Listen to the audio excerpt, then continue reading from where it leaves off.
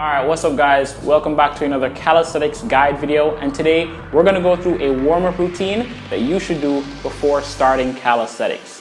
Let's get into it.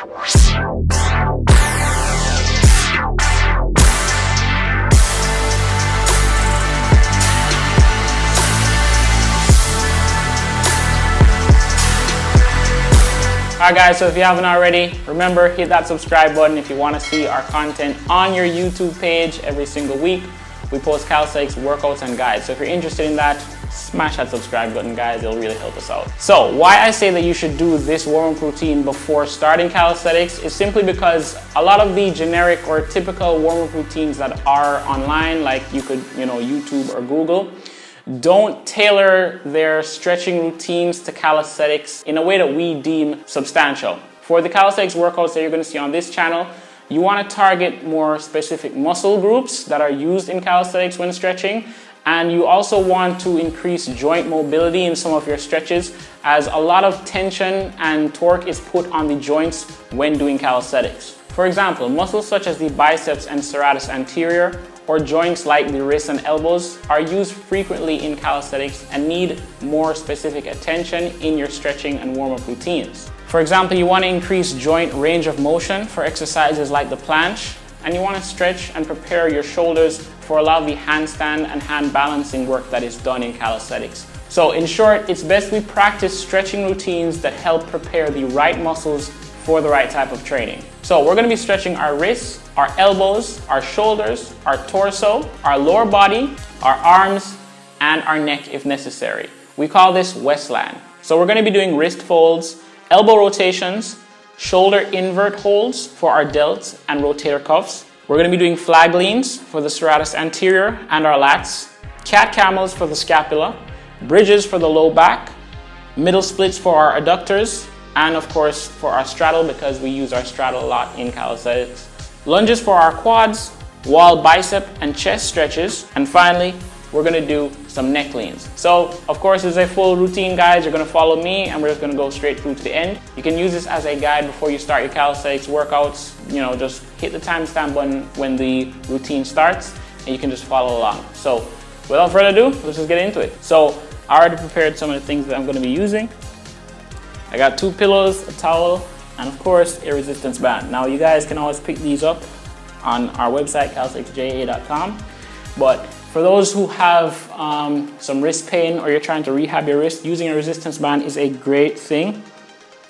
It really restricts the joint motion and protects the wrist so that you don't go beyond a certain distance when you're flexing your wrist. So I'm going through some wrist pain myself, so I'm going to put one on, and I'm going to use these pillows to reduce the stress on my wrist when I'm going to do my folds. This is a great way to stretch your wrist if you're a beginner or if you're experiencing some wrist pain, also as a rehab method. So you can do these on your bed, or you can just get 2 pillows and put them on the ground. It'll really make it a lot lighter for you guys. So wrist folding is just going into our plank position like we're about to do a push-up, but instead we're moving our wrists, folding them over in all the planes of motion that we can. So I just did the regular standard, right? Standard in a push-up position, and then I'm going to fold them over so my fingers are facing me. We can call this a supinated under position.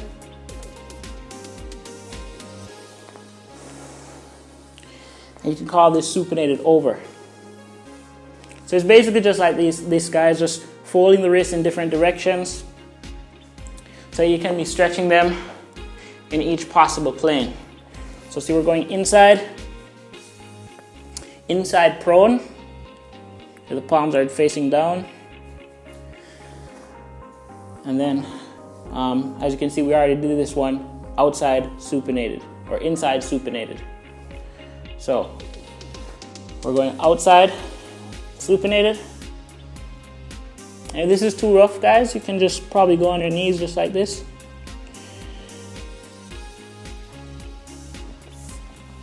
And as I said, do these on your bed. So it's really just folding the wrists, as I said.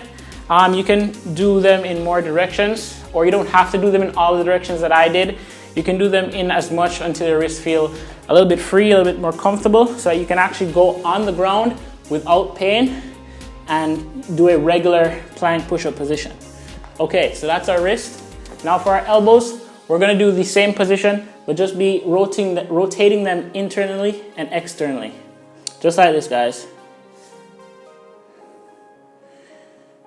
Sometimes you can do this without being in the push-up position, just to see if you have any elbow pain, or do a little bit of rotations like this while cupping the elbow.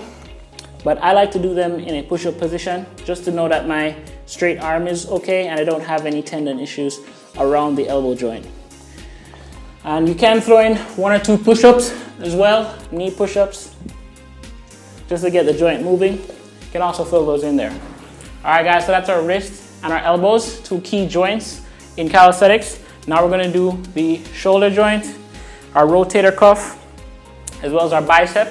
And as you can see, we're inside. This is where I expect you to be doing it, in your bedroom, in your living room. You don't have to be at a gym to do these stretches and prepare your body. I suggest doing this every morning as well, just so that you can feel rejuvenated before you start your training later in the day, or just, you know, before you go to work. So you can grab any towel, just like this, and dislocate that shoulder all the way to the back. This is giving a nice stretch in the rotator cuff. At the same time, it's stretching the bicep. You can feel the bicep a little bit more if you turn your hands outward like this. And for more shoulder mobility, if you feel that that's too wide, you can hold the towel a little bit closer or use your resistance band. This is actually the best way to do it, so that you can probably stretch the band a little bit more to suit the distance that you're comfortable with. So we just got a decent stretch in our rotator cuff and our biceps. So we're moving on to our lats and our serratus anterior. We're going to be doing our lat stretches. They're real simple, just tilting to either side, guys. What I like to do is I like to go against a wall and reach down as far as possible, that my hand that is near the wall can go, so I can get that maximum stretch.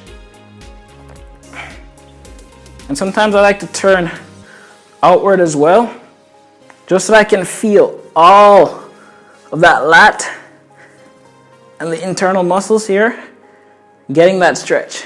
Sometimes I like to combine the lower body splits that we talked about and the lat stretches, guys. This is how you knock out 2 in 1, where you do your middle split and your lat stretches. Sometimes you can even turn behind you a little bit. But that's the essence of stretching the lats and the serratus anterior. Just get that nice arch as far as you can and feel that stretch. So we're going for bridges for our lower back. Most of you should know how to do a bridge. Really just place your palms on the ground, lie on your back, and you press upward with your hips. Ideally, you want to lock out your arms. You don't really have to keep your legs straight. Knees bent is fine, as long as you're feeling that stretch in the lower back.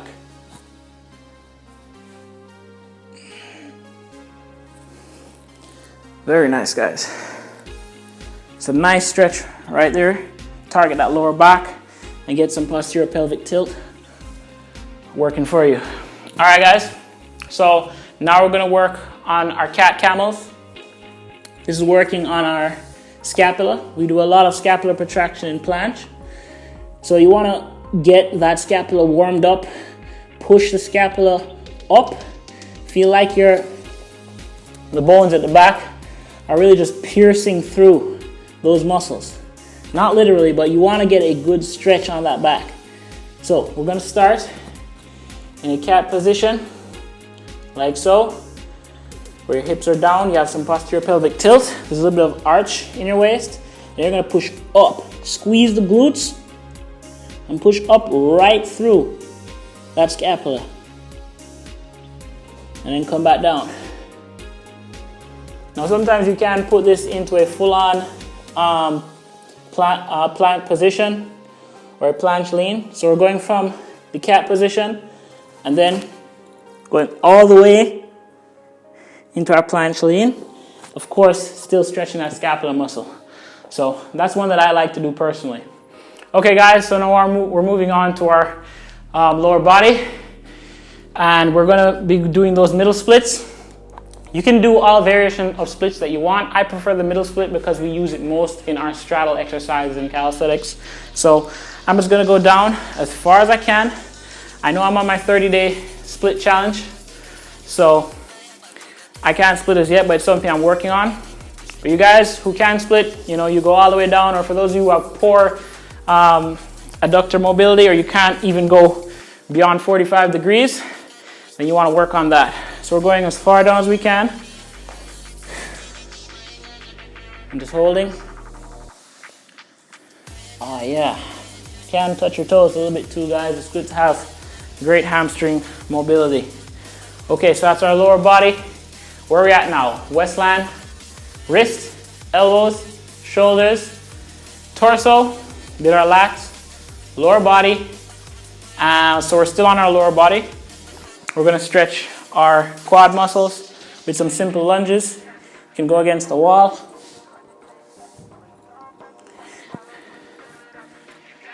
Get that lunge position, lean back, and just feel that stretch in the quad muscle. We do use our legs in calisthenics, not for endurance really or building, but for tension in some of the exercises like planche and back lever. You want to be contracting the muscles in your lower body, so that's why we stretch them. You don't have to do too much vigorous stretching, but you want to keep some mobility in your leg muscles as well, the joints in your leg, and you want to stretch those leg muscles, guys, because we are going to use them. All right, so last up is our chest and our neck. So for the chest, you just want to get against any wall, preferably a corner. I'm going to do mine right here. I'm just going to place the upper part of your arm against the wall, lean into it, and turn away. You should feel the stretch in that chest. Nice and easy. And do the same for the other side. We don't use our chest as much as we think in calisthenics. It's always good to have some freedom in that chest for those beginner progressions such as the regular push-ups. So guys, lastly, it's our neck. I don't always stretch my neck, but if I do feel like, you know, I woke up with a bad neck, you can add some neck tilts like this.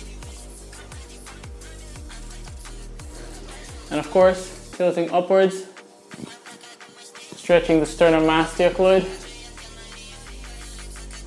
on either side. Don't want to do too much of these, you can really strain your neck. So that's why I said, if necessary, you stretch your neck as well. But that is it, guys. You want to perform this stretching routine every morning before you start calisthenics. This is your morning mantra or your evening mantra to get your body ready, to get mobile before you start getting into your heavy rep, you know, isometric training. So that's it for this week's video. Share this with a friend who you feel wants to get into calisthenics and start stretching themselves. Hit that like button if you enjoyed the video, and don't forget to subscribe, guys. I realize that a lot of you who are watching the video aren't subscribed. So if you want to get notified when we post weekly, definitely smash that subscribe button. It really helps us out. It's been J Life. I'll see you guys in next week's video. Peace.